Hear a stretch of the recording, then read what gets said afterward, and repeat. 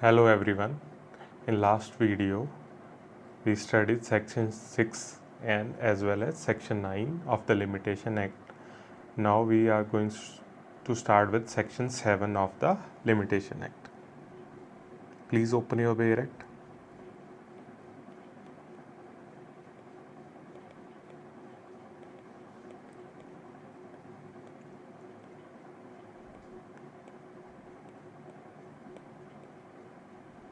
In section 6 we learned about legal disability where the plaintiff was legally disabled. What do you mean by legally disabled? He was a minor, idiot or insane. So section 7, please open your Bayer Acts. Section 7 talks about the scenario where one of the plaintiff is legally disabled and all of them are jointly entitled to institute a suit. So let us read the Bayer Act. Where one of the several persons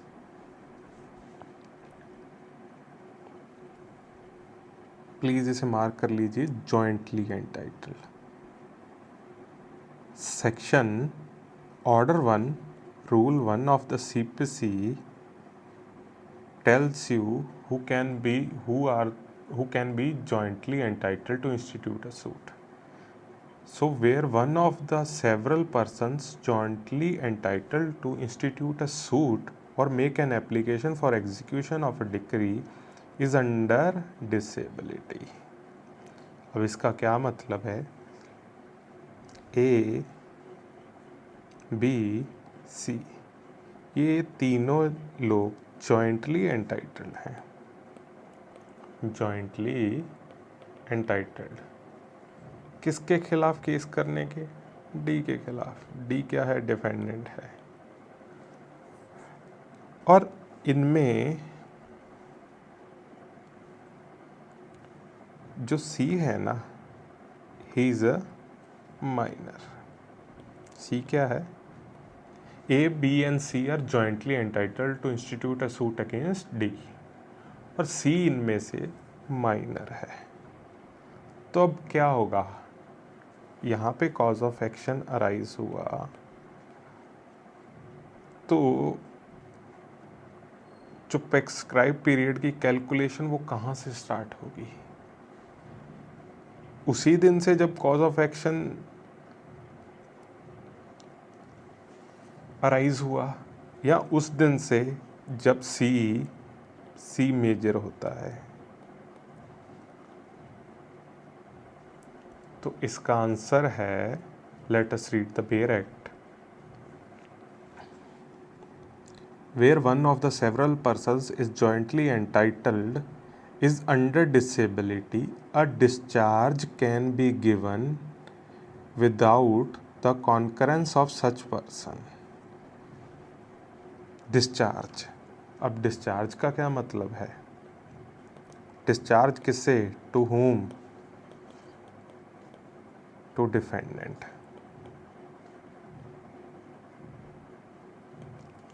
discharge का मतलब होता है freeing the defendant from his liability partially or in totality. Supposedly इस example में ए करता है. ए is करता. तो कर्ता डिस्चार्ज कर सकता है डी को from his liability towards C, तो time will run against all of them. If discharge possible, time will run against all, against सभी के, तीनों के.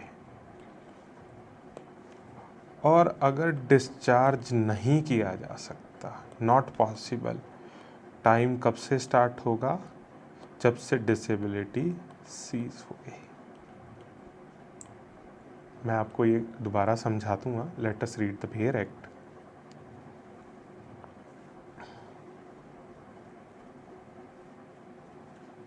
A discharge can be given, तो पहले क्या आता है, डिस्चार्ज दिया जा सकता है। Without the concurrence of such person time will run against all of them. Discharge दिया जा सकता है, time will run, but where no, यहाँ पे no discharge can be given, time will not run against any of them.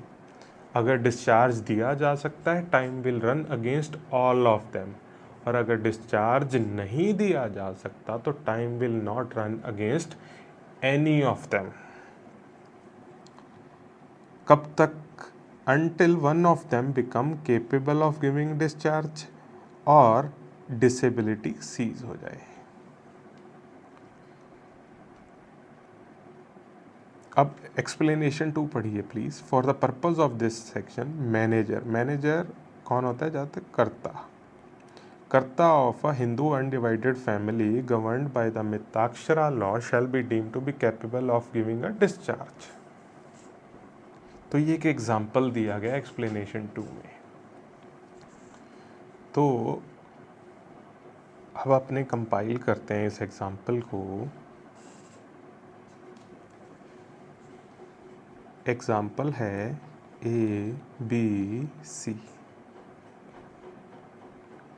D के खिलाफ case कर सकते हैं। These are all jointly entitle. C क्या है, माइनर है, और ए करता है उसी फैमिली का या पार्टनर है। A can give discharge, supposedly A can give discharge, तो टाइम विल स्टार्ट रनिंग।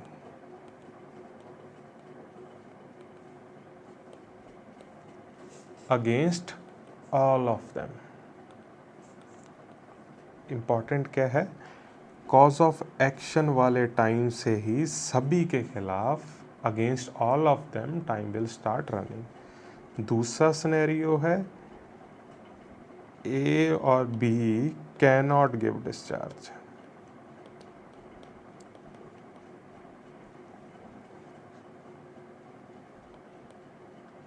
तो time will not start running against any of them, किसी के खिलाफ भी टाइम नहीं होगा। सपोजिडली यहाँ पे कॉज ऑफ एक्शन अराइज होता है और यहाँ पे प्रेस्क्राइब्ड पीरियड फिनिश होना होता है, तो यहाँ पे आके सी मेजर बन जाता है। तो पीरियड कब से स्टार्ट किया जाएगा, जब से डिसेबिलिटी सीज हुई। यहाँ से पीरियड 2 इयर्स, 3 साल का टाइम था केस करने का, तो 2 साल एक्सटेंड हो जाएगी। अब नया प्रेस्क्राइब पीरियड यहाँ तक रहेगा।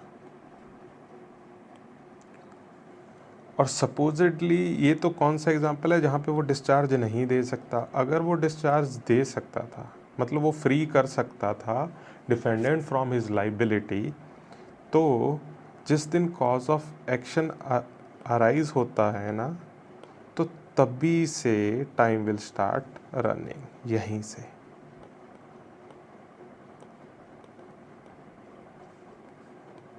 Understood.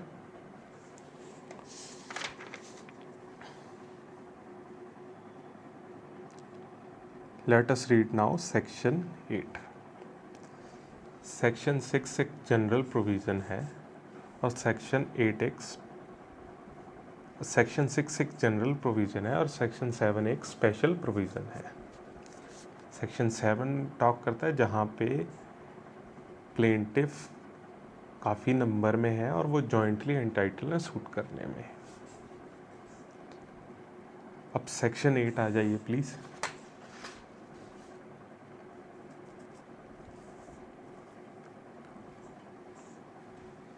Section 8 Special Exceptions.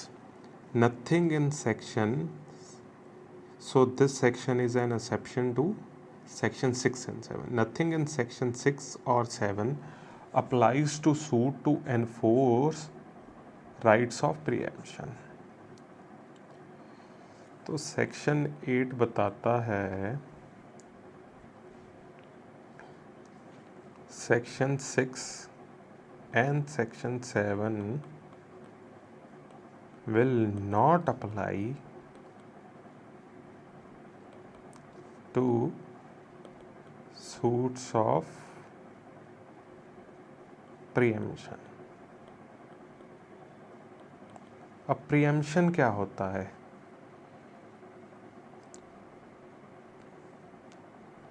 Preferential claim of a neighbor. Preemption के राइट को लॉ ज़्यादा सपोर्ट नहीं करता, इसका पीरियड ऑफ लिमिटेशन भी सिर्फ 1 साल ही होता है. आपका ये प्लॉट है और ये आपके पड़ोसी का प्लॉट है and he wants to sell it. You can file a suit against him that you sell me. So this is suit of preemption. तो सेक्शन 8 बताता है जो सेक्शन 6 है ना और 7 है, तो वो रूट सूट ऑफ प्रीएम्पशन में नहीं लगता. अगर माइनर को अपना राइट ऑफ प्रीएम्पशन एक्सरसाइज करना है तो उसको कोई स्पेशल ट्रीटमेंट नहीं मिलेगी. माइनर होते हुए ही उसे केस करना पड़ेगा अगर उसे अपना राइट ऑफ प्रीएम्पशन लेना है. अगर वो मेजर होने तक वेट करेगा तो और पीरियड ऑफ लिमिटेशन ख़त्म हो जाएगा, क्योंकि उसकी डिसेबिलिटी उस पीरियड ऑफ लिमिटेशन को स्टॉप नहीं कर रही. और दूसरा क्या कहता है section 8? Let's read second part of section 8. Nothing in section 6 और 7 shall be deemed to extend for more than 3 years from the cessation of disability or death of the person. Period of limitation.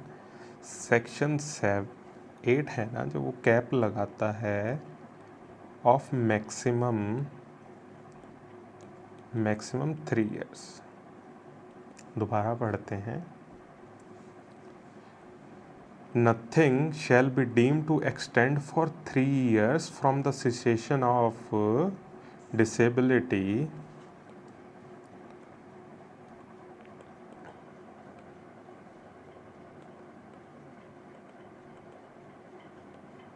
or death. Supposedly plaintiff is a disabled person, तो उसको जो maximum extension after his death और cessation मिलेगा date can be maximum 3 years. Now let us come to section 10. Please you can read section 11 by yourself. Section 10b I'll cover very briefly.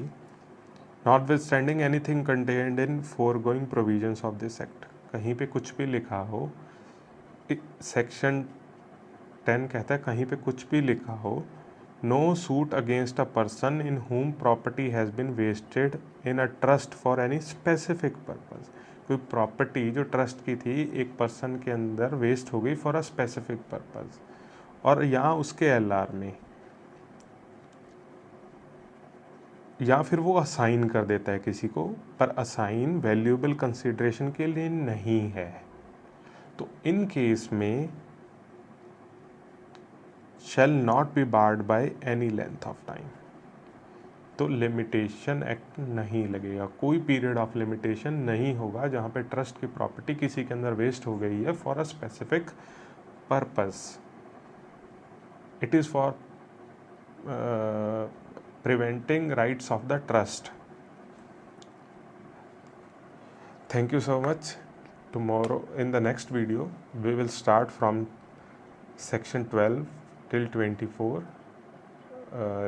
It will provide the law regarding exclusions.